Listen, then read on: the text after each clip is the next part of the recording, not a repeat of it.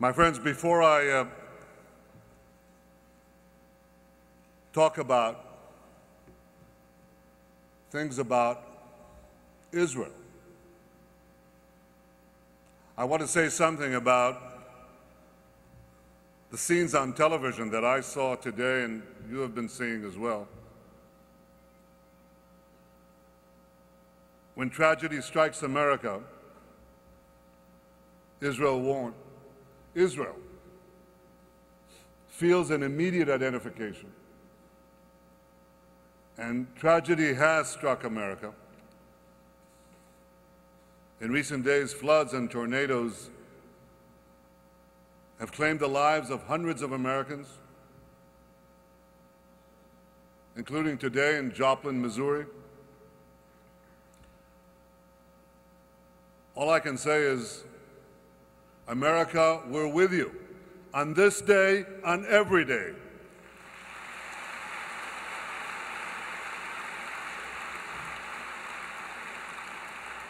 And that's very evident from the things I just heard from my two close friends, Speaker of the House John Boehner, Senate Majority Leader Harry Reid. You lead the many friends who are here today, the distinguished senators and congressmen and congresswomen of the United States of America.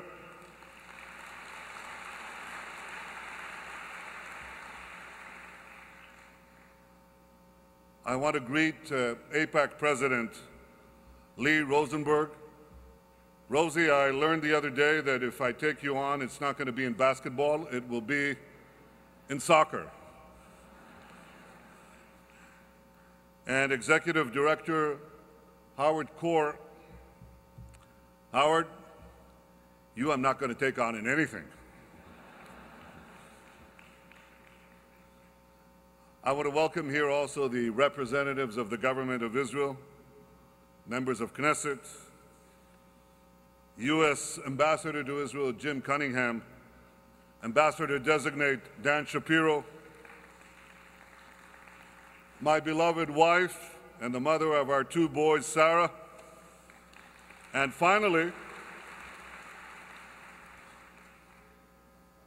our terrific ambassador to the United States, a man who knows a few things about the U.S.-Israel alliance, Michael Oren.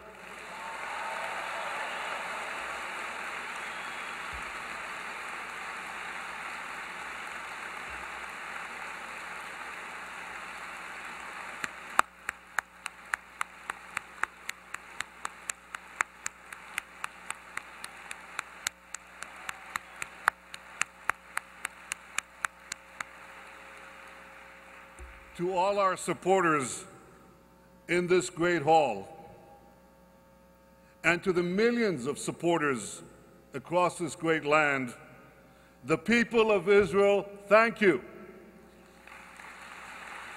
Thank you for your staunch commitment to Israel's security. Thank you for defending Israel's right to defend itself.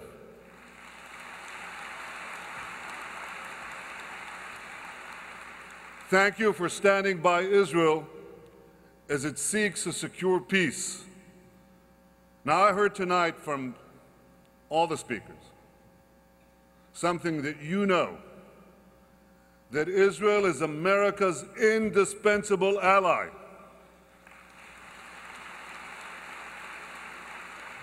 You understand that Israel and America stand shoulder to shoulder, fighting common enemies, protecting common interests. You know that Israeli innovators help power computers, fight disease, conserve water, clean the planet. Your support for Israel flows from the heart. You see, it's not just what Israel does, it's what Israel is.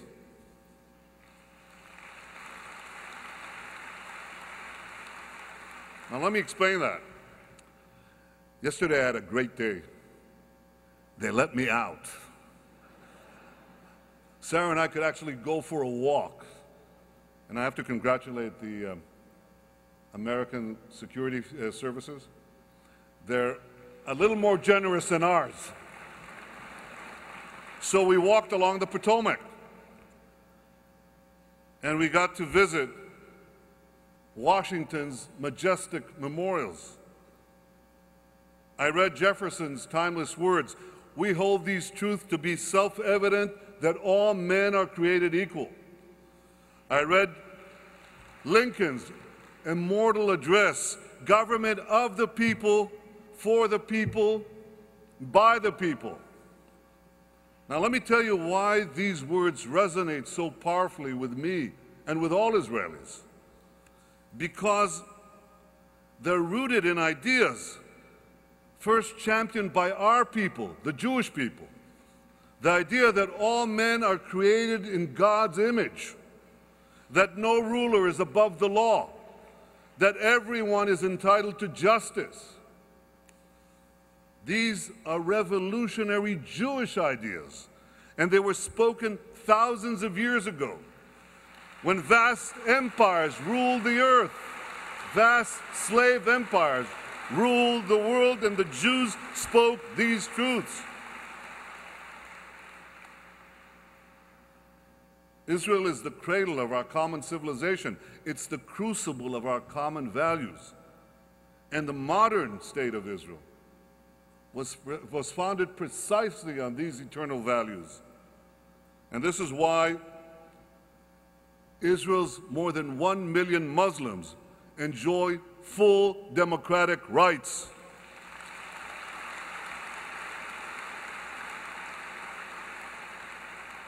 This is why the only place in the Middle East where Christians are completely free to practice their faith is the democratic state of Israel.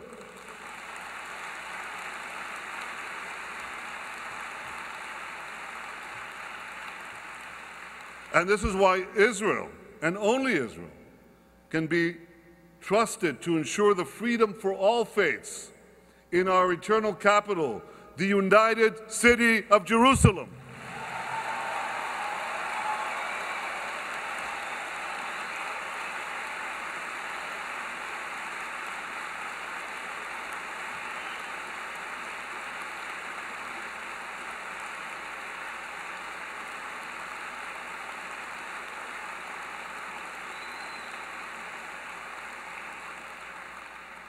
My friends, Israel and America have drawn from these deep wellsprings of our common values.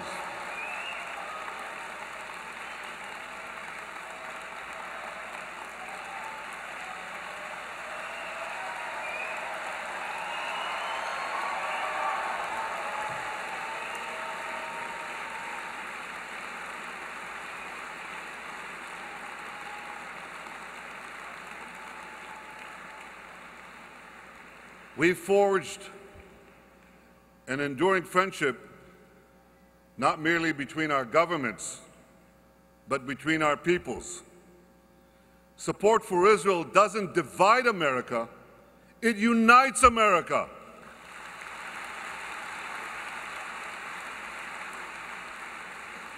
It unites the old and the young, liberals and conservatives, Democrats and Republicans, and yes, Joe Lieberman, it even unites independents.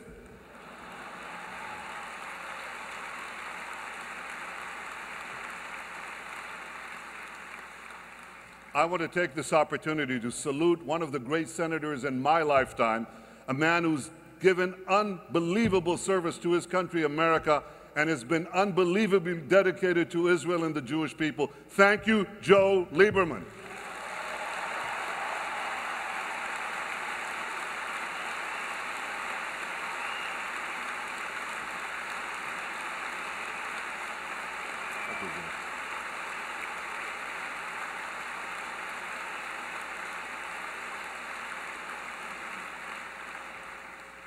You see, this broad support for Israel in the United States is a tremendous help and gives tremendous strength to my country.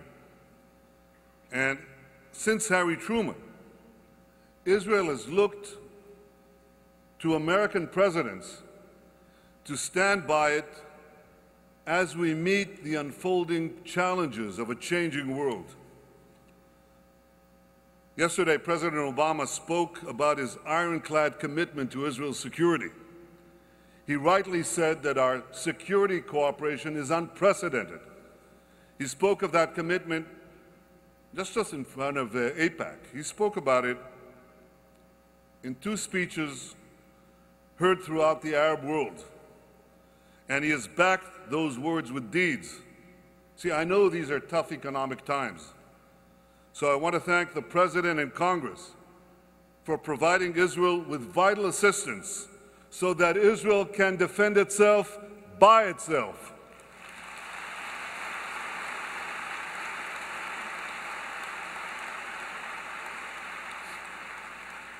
I want to thank you all for supporting the Iron Dome missile defense system. A few weeks ago, Hamas terrorists in Gaza fired 8 rockets at our cities, at Ashkelon and Beersheba. Now, these rockets never reached their targets. Iron Dome intercepted them in midair.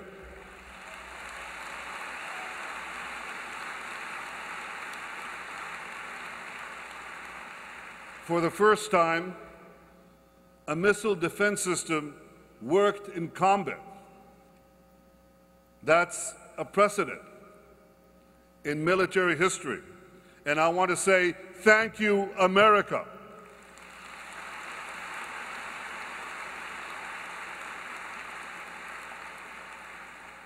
Now, America and Israel are cooperating in many other ways as well. We're cooperating in science, in technology, in trade, in investment.